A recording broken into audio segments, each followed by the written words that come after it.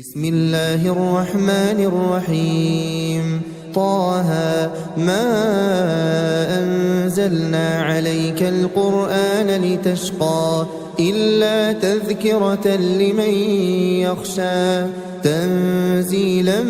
ممن خلق الأرض والسماوات العلى الرحمن على العرش استوى له ما في السماوات وما في الأرض وما بينهما وما تحت الثرى وإن تجهر بالقول فإنه يعلم السر وأخفى الله لا إله إلا هو له الأسماء الحسنى وهل أتاك حديث موسى إذ رأى نارا فقال لأهلهم كثوا إني آنست نارا لعلي آتيكم منها بقبس أو أجد على النار هدى فلما أتاها نودي يا موسى إني أنا ربك فاخلع نعليك إنك بالوادي المقدس طوى وأنا اخترتك فاستمع لما يوحى إنني أنا الله لا إله إلا أنا فاعبدني وأقم الصلاة لذكري إن الساعة آتية أكاد أخفيها لتجزى كل نفس بما تسعى فلا يصدنك عنها من لا يؤمن بها واتبع هواه فتردى وما تلك بيمينك يا موسى قال هي عصاي أتوكأ عليها وأهش بها على غنمي ولي فيها مآرب أخرى قال ألقها يا موسى فألقاها فإذا هي حية تسعى قال خذها ولا تخف سنعيدها سيرتها الأولى واضمم يدك إلى جناحك تخرج بيضاء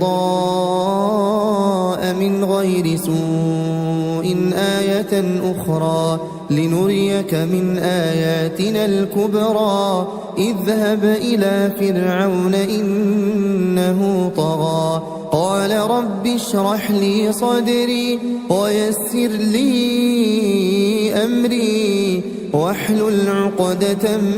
من لساني يفقه قولي واجعل لي وزيرا من أهلي هارون أخي أشدد به أزري وأشركه في أمري كي نسبحك كثيرا ونذكرك كثيرا إنك كنت بنا بصيرا قال قد أوتيت سؤلك يا موسى ولقد مننا عليك مرة أخرى إذ أوحينا إلى أمك ما يوحى أن اقذفيه في التابوت فاقذفيه في اليم فليلقه اليم بالساحل يأخذه عدو لي وعدو له وألقيت عليك محبة مني ولتصنع على عيني إذ تمشي أختك فتقول هل أدلكم على من يكفله فرجعناك إلى أمك كي تقر عينها ولا تحزن وقتلت نفسا فنجيناك من الغم وفتناك فتونا فلبثت سنين في أهل مدين ثم جئت على قدري يا موسى واصطنعتك لنفسي اذهب أنت وأخوك بآياتي ولا تنيا في ذكري اذهبا إلى فرعون إنه طغى فقولا له قولا لينا لعله يتذكر أو يخشى قالا ربنا إننا نخاف أن يفرط علينا أو أن يطغى قال لا تخافا إنني معكما أسمع وأرى فأتياه فقولا إنا رسولا ربك فأرسل معنا بني إسرائيل ولا تعذبهم قد جئناك بآية من ربك والسلام على من اتبع الهدى إنا قد أوحي إلينا أن العذاب على من كذب وتولى قال فمن ربكما يا موسى قال ربنا الذي أعطى كل شيء خلقه ثم هدى قال فما بال القرون الأولى قال علمها عند ربي في كتاب لا يضل ربي ولا ينسى الذي جعل لكم الأرض مهدا وسلك لكم فيها سبلا وأنزل من السماء ماء فأخرجنا به أزواجا من نبات شتى كلوا وارعوا أنعامكم إن في ذلك لآيات لأولي النهى منها خلقناكم وفيها نعيدكم ومنها نخرجكم تارة أخرى ولقد أريناه آياتنا كلها فكذب وأبى قال أجئتنا لتخرجنا من أرضنا بسحرك يا موسى فلنأتينك بسحر مثله فاجعل بيننا وبينك موعدا لا نخلفه نحن ولا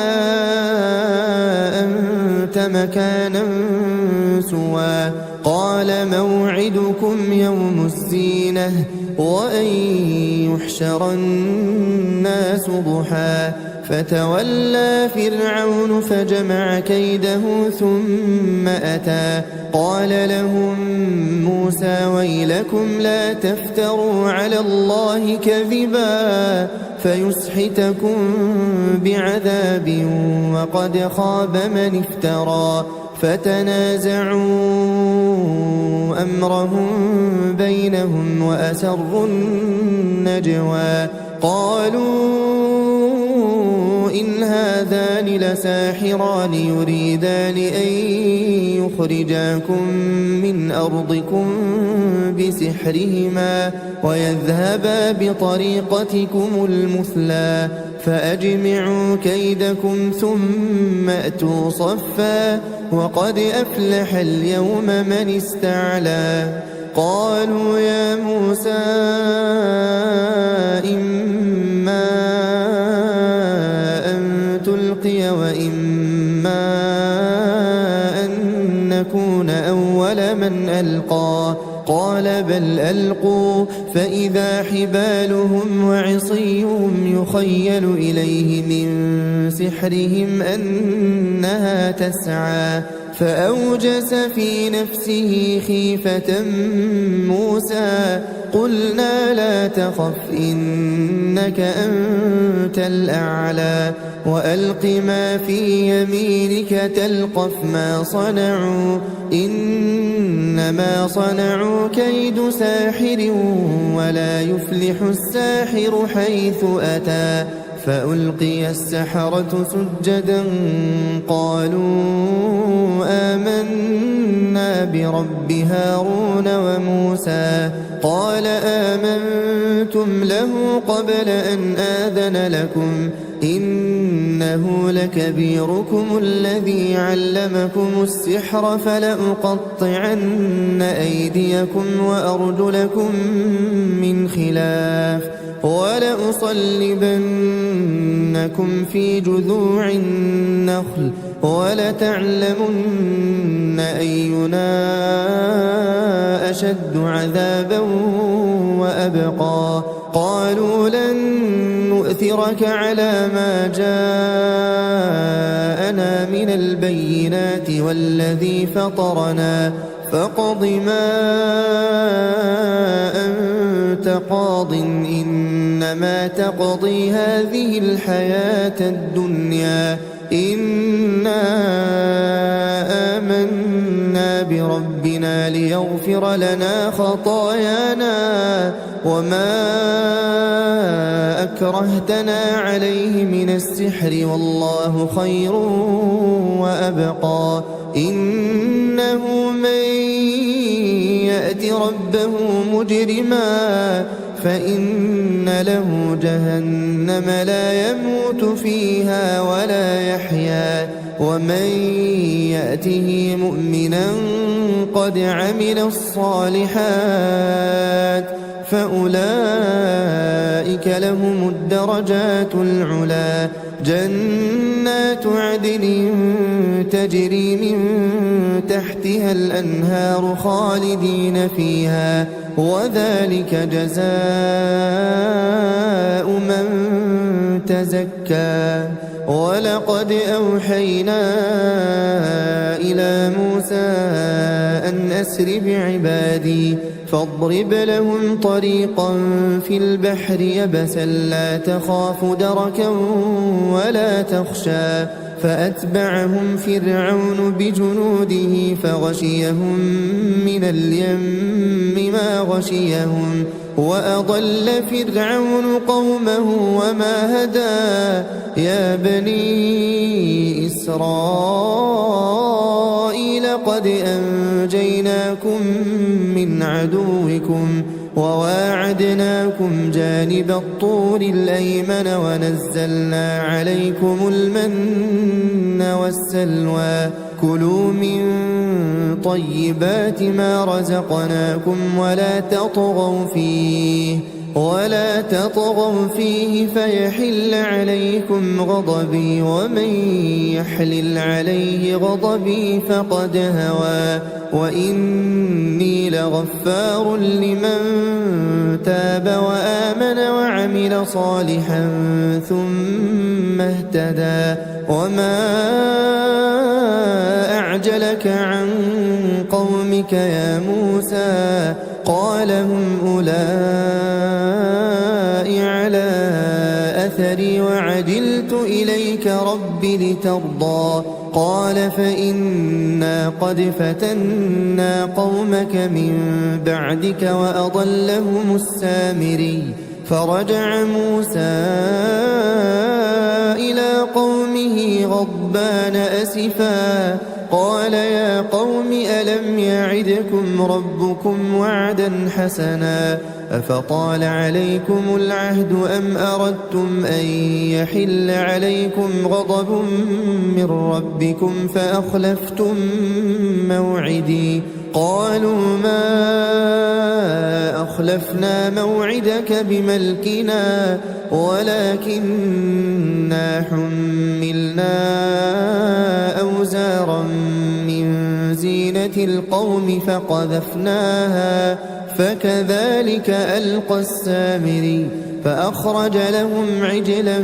جسدا له خوار فقالوا هذا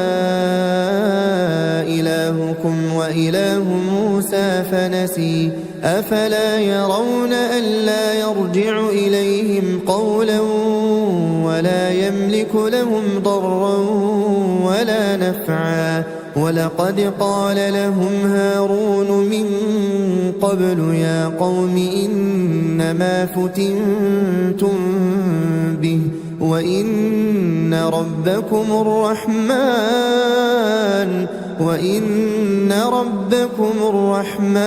فاتبعوني وأطيعوا أمري قالوا لن نبرح عليه عاكفين حتى يرجع إلينا موسى قال يا هارون ما منعك إذ رأيتهم ضلوا ألا تتبعني أفعصيت أمري قال يا ابن أم لا تأخذ بلحيتي ولا برأسي إني خشيت أن تقول فرقت بين بني إسرائيل ولم ترقب قولي قال فما خطبك يا سامري قال بصرت بما لم يبصروا به فقبضت قبضة من أثر الرسول فنبذتها وكذلك سولت لي نفسي قال فاذهب فإن لك في الحياة أن تقول لا مساس وإن لك موعدا لن تخلفه وانظر إلى إلهك الذي ظلت عليه عاكفا لنحرقنه ثم لننسفنه في اليم نسفا إنما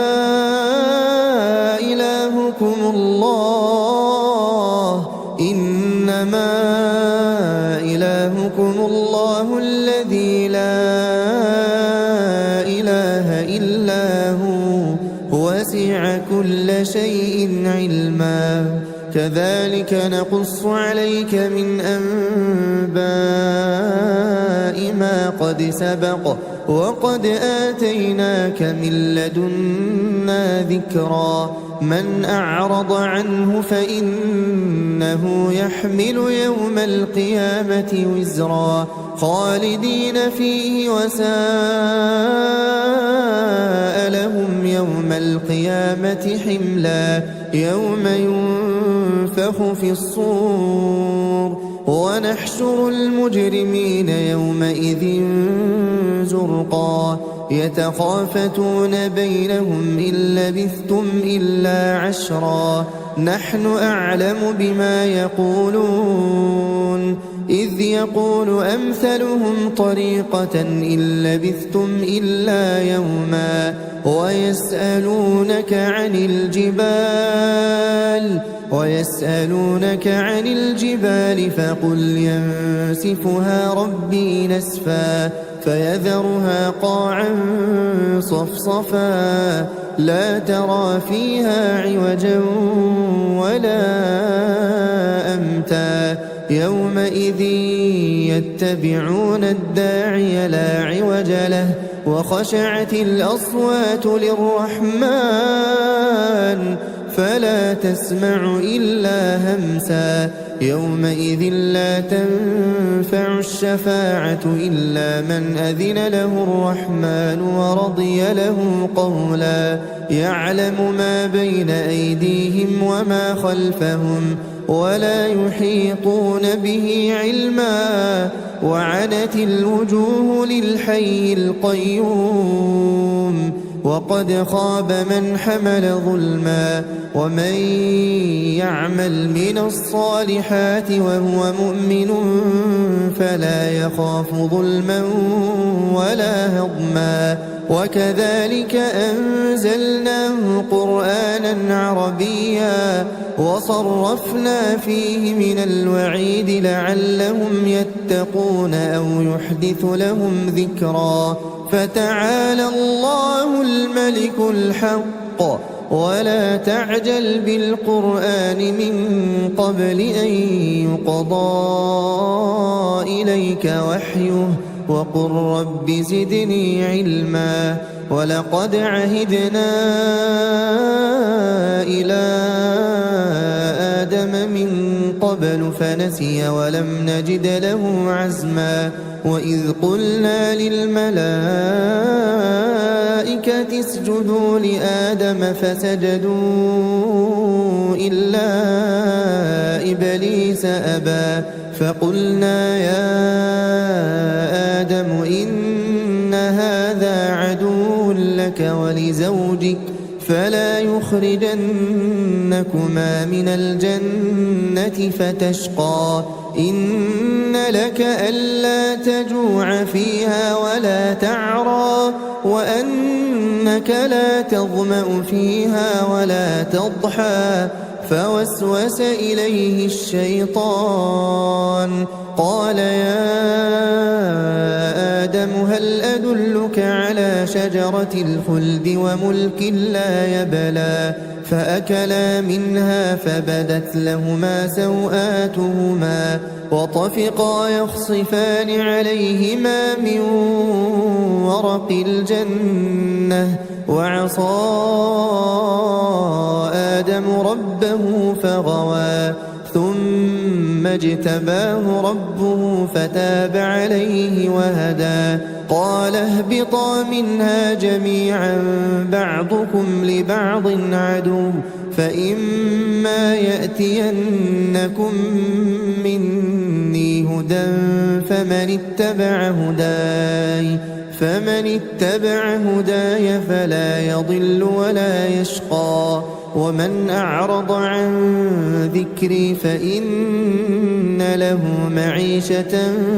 ضنكا ونحشره يوم القيامة أعمى قال رب لم حشرتني أعمى وقد كنت بصيرا قال كذلك أتتك آياتنا فنسيتها وكذلك اليوم تنسى وكذلك نجزي من أسرف ولم يؤمن بآيات ربه ولعذاب الآخرة أشد وأبقى أفلم يهد لهم كم أهلكنا قبلهم من القرون يمشون في مساكنهم إن في ذلك لآيات لأولي النهى ولولا كلمة سبقت من ربك لكان لزاما وأجل مسمى فاصبر على ما يقولون وسبح بحمد ربك قبل طلوع الشمس وقبل غروبها ومن آناء الليل فسبح وأطراف النهار لعلك ترضى ولا تمدن عينيك إلى ما متعنا به أزواجا منهم زهرة الحياة الدنيا لنفتنهم فيه ورزق ربك خير وأبقى وأمر أهلك بالصلاة واصطبر عليها لا نسألك رزقا نحن نرزقك والعاقبة للتقوى وقالوا لولا يأتينا بآية من ربه أولم تأتهم بينة ما في الصحف الأولى ولو أنا أهلكناهم بعذاب من قبله لقالوا ربنا لولا أرسلت إلينا رسولا فنتبع آياتك من قبل أن نذل ونخزى قل كل متربص فتربصوا فستعلمون من أصحاب الصراط السوي ومن اهتدى.